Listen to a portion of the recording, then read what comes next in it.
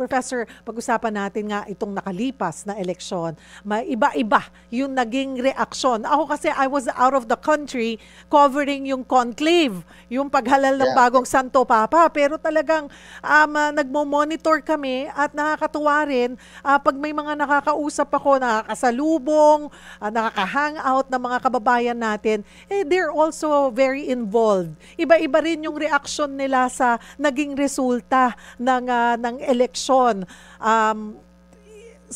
Pero ang maganda po dito, kita natin yung involvement ng mga kababayan natin. Especially ito pong we had the biggest voter turnout para sa midterm elections. Ano ho sa tingin nyo? Bakit sa tingin nyo marami talaga ang lumabas at bumoto? Talagang they made time.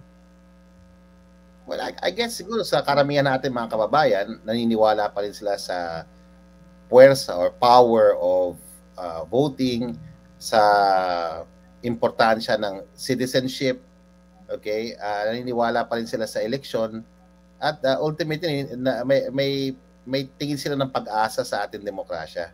Kasi hindi naghahanap nga ako ng word na magsa-summarize, parang ang hirap eh. Pero I think I'm very hopeful because of the results na bagamat maliliit yung elements of change, no? By and large, yung politika natin seems changeless pa rin. Nandiyan pa rin ang mga political dynasties, andyan pa rin yung mga warlords, andyan pa rin yung politika na, alam mo yon, na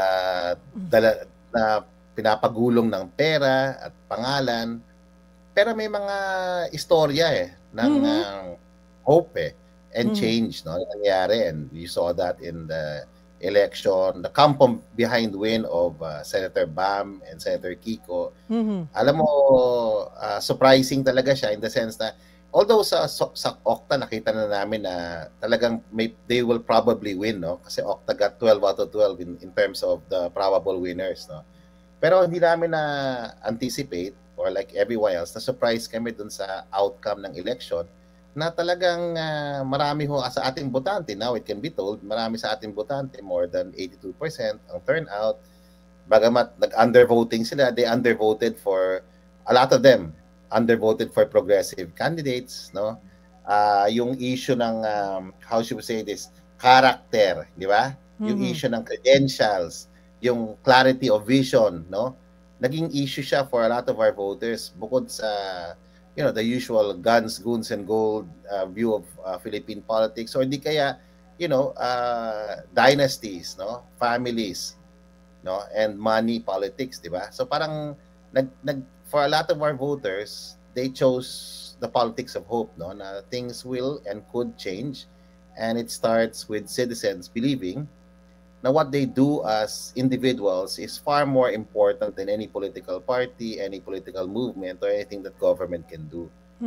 So yun yung para sa akin isang hopeful sign sa election na to, na you know, some dynasties improbable na tatalo ano mo yun. So hindi mo inaasahan. Yes. Although yung istorya, iba-iba yung istorya ng pagbabago. Pero nakikita mo na ang politika natin nasa kamay pa ng mga botante natin. No? Ang mga Filipino voters hindi bobotante, mapanuri sila. Marami pa rin na dadala, no, sa you know, sa glitz, no, and glamour, at saka sa pakembot-kembot at pa-cute. Pero karamihan ho, when you look at those who won, lalo sa Senate, marami nga, tinignan yung character, tinignan yung clarity ng kailang messages ng mga what you call this, mga politiko natin, at tinignan rin yung credential po ng mga tumakbo, and karamihan ho maayos naman. So I mean, all of these put together, I'm hopeful na while these are baby steps towards change, no, pwede siyang maging movement towards a broader kilusan or movement called the politics of hope, no? And hopefully we will all become part of this. We will all become more actively involved in the life of our own republic. Hindi lang sa pagboboto, talagang we will become good citizens, we will take part in the issues, makikialam tayo, makikilahok tayo sa buhay ng ating lipunan in our own simple way as citizens. So yun ang nakikita ko because nakita natin yung election. Pero yun nga, just glimmers of hope, and hopefully this will hopefully, no, pero and it's my dream that this glimmer of hope will become more and more of a reality in 2028. So yan ang tingin ko sa assessment ko. Bagamat it looks changeless, there are still elements of change happening as far as Philippine politics is concerned. And it will require us as citizens to be actively engaged if we want to continue this momentum towards change. Of course, we need institutional reform. We need to reform so many things, no? Our party system, our electoral system. Still, ang dami pa rin pagkukulang ng electoral process natin. May mga glitches pa rin. And at the same time, aside from institutional reform, tayo mga kababayan natin, dapat maniwala talaga tayo na talagang ang puwersa nasa atin pa. And we saw that in the outcome of the last elections. Balikan ko lamang po yung resulta ng naging eleksyon kumpara sa mga nailabas po na survey. Hindi po maiaalis, may mga nagre-react na sinasabi nila, diskumpiyado na ako sa mga pre-election survey na yan. Ano po? Kasi nga talagang biglang nag-number 2 si Senator Bam, number 5 yata si Senator Kiko, considering na medyo nasa dulo sila. Yung kumbaga nandun sila sa nanganganib na kumbaga nakasabit na gano'n na nandoon yung, of course, nandoon yung chance. Hindi naman sila yung sobrang nasa dulo, pero nandun sila sa border na alanganin na pwedeng manalo, pwedeng matalo, pero yung naging resulta, biglang nasa top 6 silang dalawa. At ang nagiging reaksyon tuloy ng mga ilan, ng ating mga kababayan, naku, hindi na nga ako maniniwala sa surveys na yan. Bilang taga-Okta Research po, ay ano po ang inyong take on that or explanation din para mas maintindihan ng mga kababayan natin, Professor Rai? Unang-una, ang survey, ako ay nagsasita lang bilang miyembro ng Okta Research. Opo. Pag tinignan niyo ho yung survey namin, 3 weeks before the election, sinabi namin ito ang pwedeng manalo. Pag tingnan niyo ho yung listahan namin, yung sinabi namin mananalo, yun ang nanalo. 12 out of 12. So, surveys are still reliable po. Okay. Now, yun nga lang, yung rankings namin, ibang-iba. Sa well, hindi naman iba-iba. Si Bongo, tama naman kami. Si Bato de la Rosa, tama naman kami. Tama kami kay Ping Lacson, kay Pia Cayetano. Yung rankings. Pero kasi dahil sinabi rin namin mananalo si Senator Bong Revilla, sinabi namin mananalo si Mayor Binay, at meron pa, Ben Tulfo. Oo. Tatlo lang na yun. Yung tatlo na yun. Sila yung nasa taas ng survey namin. Nasa top 12 sila. Doon ho medyo ibang-iba ang lumabas doon sa resulta. Now, does it mean that surveys are unreliable? Hindi naman tama ho yun. Kasi nakuha pa rin namin yung 12 out of 12. Number 2, yung ranking, ang lami ho nangyari 3 weeks before. And thankfully, marami nangyari kasi ang sinasabi ng mga pagbabago na yon sa voter preference is that may parang momentum towards a more discerning, more, how should I say this, progressive citizens vote dito sa election. Bagamat maliit siya, nakita namin malaking impact niya sa change. Now, last point, and very important ito iba kasi yung pagkakaintindi ng marami sa survey, ang tingin nila, predictive siya, deterministic siya, para siyang crystal ball. Hindi ho ganun ang survey probabilistic. Sa probability lang titingnan namin. And it's just really a snapshot of a particular period in time. Now kami nga lang, sayang ang Okta, we got the numbers, the winning names right. We were hoping sana if we had more funding, baka sana nung May kami rin nagpatakbo ng survey, and probably we would have gotten even the rankings, most of the rankings right. Pero naman, when you look at our local surveys, an example would be Isko Moreno's, kasi lumabas yun, nalabas sa media lahat yun, yung surveys ng Okta sa Manila. Sinabi namin 63%. Ano yung actual? 60%. Sinabi namin si Hani Locomo will get 18%. She got 21%. nasa margin of error lahat. You notice, Yes. Madam? So, surveys were actually very reliable. And up until our last survey sa April, this is what we truly believe, no? That there was really a momentum for certain people. I think we were one of the few, if not the only survey company that said Marcoleta was going to win. And he did. We also said Bam was already winning. He was already number 12. And his momentum was there. We also said that Kiko Pangilinan had a very good chance. And he did. And these people, by the way, Senator Kiko in particular, they recognize that surveys are not perfect, but they gave a snapshot of that period, the last week of April, saying that, you know, there was a momentum shift all throughout, not just for Kiko, Bam, and Marcoleta, but also for many PDP Laban bets. No, we were also seeing that while mababa si Senator Bato sa amin for 3 successive surveys, we felt na in April survey he solidified his position where it was. No, ayun nga. So, but there were trends that hindi namin na-cover dahil kasi yung survey kasi snapshot lang siya. Hindi kami nakakuha ng, kumbaga ba sa camera, hindi kami nakakuha ng bagong picture nung May eh. Nung May. So, pero then, pero by and large, all survey companies got at least 75% of the names. Tsaka, di ba? 9 out of 12, 9 out of 12. Tsaka, Prof. Rai, yan na yung last stretch eh.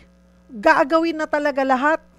Maraming pwedeng mangyari talaga sa last stretch ng campaign period. Siguro Madam, yung kailangan lang i-emphasize, hindi ang survey sample ballot. Ang survey lang yan, kayo ang taong bayan ang may last say.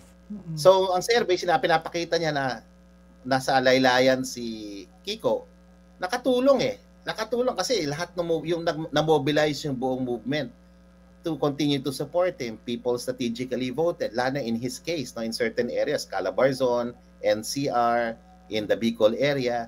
So, nakita natin na ang surveys, useful siya, pero hindi siya perfect. Yun nga, it was, kasi nasanay ang mga tao na noong 2022 talagang very accurate, very close to the reality yung survey results ng maraming survey agencies, including Okta, na hanggang 13 nakuha namin yung ranking tamang-tama. Pero ngayon, dahil kasi mas dynamic yung elections ngayon, maraming lumahok, maraming bata daw na lumahok, we're still studying. Pero yun nga, kaya nag-iba yung result, mas dynamic, mas iba. And we were already seeing that in Okta. In fact, our final reports all said that it's too close to call. So yun yung yun ang aming sinabi at yun naman rin ang nangyari. And yun nga lang, hindi perfect ang surveys. Kailangan rin namin mag-reflect kung ano pang pwede namin gawin para mas lalong maging accurate siya, mas lalong maging reflective siya. So maybe we add more questions. Maybe we should have an exit poll in the future. Maybe we should have an assessment soon of the survey, another survey just to assess. So, ang dami kasing factors. Hindi natin alam yung impact ng negotiations sa baba. Hindi natin alam yung impact ng black voting, pati yung religious vote. Hindi natin alam pa very, hindi natin pag-aralan pa. Kailangan pag-aralan yung youth vote kung meron man talaga. So all of these things we're going to do in Okta. Don't worry, we're coming out with our own assessment survey soon. And that will probably give us more answers to our questions. Professor Rai, sabi nga nila din, mas mahirap manalo sa local kaysa sa national. Talagang tutukan daw dyan pagdating sa local. Kung pag-uusapan natin, ito may mga kilalang pangalan na hindi nanalo. Ang Villar sa Las Piñas. Sa Cebu, Gwen Garcia, Marinduque, mga Velasco. Yes, Velasco, both son and father lost. I mean, it's incredible. I mean, aside from hopeful, it was also surprising talaga. Yeah. In many cases, you didn't expect. Even in Manila, Congressman Benny Abante, who also, in our surveys and in many surveys was a runaway winner, and last minute natalo, no? So these movements show that the Filipino voter is not like sheep na yung mga political operators, political leaders, kaya lang sabihin kung saan pupunta. Ang mga botante ngayon matalino na. Pero mas matalino na, mas informed, and a lot of them are engaged, lalo na yung mga bata. Gusto nila, nakita nila maraming artistang hindi nanalo, ha? And you Yes. saw a lot of progressive candidates like Heidi Mendoza get more votes than what the survey was showing them to get. And not just Heidi Mendoza, look at our own candidates from the progressive groups, no? Yung mga nasa left, no? They got more votes than what the survey predicted. Nag-number one, Akbayan. Multisectoral group, party list. Diba? And record holder sila, 6.63%. Yes. And so these are all indications, no, that there's a movement happening amongst our voters. And that I think is a positive sign, di ba? More than the surveys not getting it right. I think our voters, in many cases, got it right, no? They believe that elections are still a tool for empowerment. They still believe democracy is the best game, still the best game in town. And they went out to vote for the people they felt had the clarity of vision, had the character, had the credibility, no? Prof, To lead the country. pwede rin kaya, Prof. Ray, na yung mga naunang mga labas ng survey, no, yung mga pangalan na nakita nila, diba? Ay, ito ba yan? Ito ba ang mga composition na mananalo? Naka-impluensya in a way na, ay, ayoko to. Ayoko tong nasa ilan dito sa mga top 12. The more na talagang they went out to vote para hindi makasama sa surveys wrong. para hindi makasama. That's all I can say is for my FGD with my students, I mean my informal FGD, that's exactly how they felt, my UP students. They could not believe that these people were just going to dance their way to a Senate seat, and they, you know, a lot of them voted just one or two names. Okay, and that undervoting may have created some sort of dynamic as far as the survey results are concerned. You know, and that's perfectly possible na talagang they proved the trends wrong. Many people wanted to prove the trends wrong. And you know, the political and that's environment okay. is highly polarized. Kasi, I mean, so, malaking bagay rin yan. diba? That's okay because gusto nilang marinig ang boses nila. Yeah, exactly. Diba? I mean, I'm so happy that surveys were proven wrong. There were some candidates in our list that I felt didn't have the credibility, nor the capacity, nor the clarity of mind to become a senator. Alam mo yun? And I guess isn't that good for our democracy? Yes. So, that's always good. And maybe that's why if there was one word, I'm hopeful, di ba? I'm always hopeful whenever there's an election, imperfect as our democracy is, we still have elections. We still get to choose our leaders. Alam mo yun? And in many countries, hindi nga nangyayari ito. Alam mo yun? And this is a privilege, no? And I think a lot of our citizens took it seriously, their right to vote, their right to choose. And that's inspiring. At talagang makita natin yung mga kabataan, they want to be heard. Pinaramdam nila yon, ano, Prof? Yeah, and I think, you know, there has to be more work done because the elections is just one step. You know, these are, we're seeing slowly that the electorate is changing. They're becoming more, critical, and they want their choice to be heard. So we need to organize our politics along those lines, not along personalities. Our politics should be disciplined along program, platform, ideas. And so the new leaders that have come out in the Senate, in the local government, you know, Lenny won also, you know, that they should start building this movement. And it will start, it has to start by making people realize what they did in this election. That people make governments work, that people made certain candidates win, and that the choice of that the voting is not a dead initiative in the Philippines, that it's actually a tool for empowerment. And when people realize that what they do as citizens is more important than anything government or any movement does to broaden and deepen our democracy, I think that's the start of a movement for change. So kailangan may tulong-tulong tayo. It doesn't have to have a leader, but it has to have the involvement of everyone. Na we're not voting for a person or a group, but we're voting for a broader, or we're engaging, not just voting, but we're engaging as citizens to broaden and deepen our democracy. At ito ba, Panguli, Professor, ito yung dapat nating dalhin or ano pa yung mga pwedeng mangyari o gawin para mas maging tama, maganda ang resulta ng 2028 elections? Well, we started with voting. Now's the time for us to hold them accountable, di ba? There's an impeachment process. It's a political process, and a lot of people voted for certain candidates because they believe they had the character, no, and the clarity of thought as far as the impeachment was concerned. So let's hold these. I mean, it's the best thing to do now is to hold our leaders, including the president, including the current administration, and all our local government officials, accountable for what they promised. And that will require us to come together. That will require us to study. That will require us to take part. Makikialam tayo, makikilahok tayo. That's the step forward. Hindi ho natatapos sa pagboto ang pagiging citizen natin. Responsibilidad natin gawin accountable to mga leaders na binoto natin. Responsibilidad natin yung mangyayari sa ating lipunan. So, dapat talaga makialam tayo, makilahok tayo. Hindi importante ngayon yung para sa akin yung 2028 kung sino magiging presidente. Importante ngayon, maniwala tayo na meron pa ring meron pa rin saysay ang pagiging citizen sa ating bansa. At pag naniwala tayo na kaya natin, and a lot of us do that, I think change will truly happen. Maraming salamat po for joining us this afternoon, Professor Ranjit Rai.